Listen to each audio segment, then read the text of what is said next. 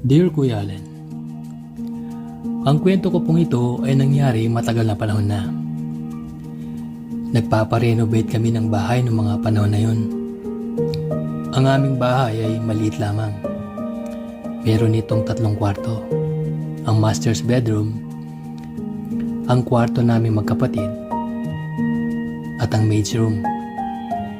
Siyempre, meron ding kusina, sala, at banyo. Nagplano ang mga magulang ko na iparenovate ang bahay namin mula sa bungalow type upang maging 2-story house. Kinuusap nila ang arkitekto at sinabi na mukhang kailangan namin daw lumipat ng ibang tirahan pansamantala para makagalaw sila ng maayos. And besides, walang matitira sa aming lumang bahay kundi ang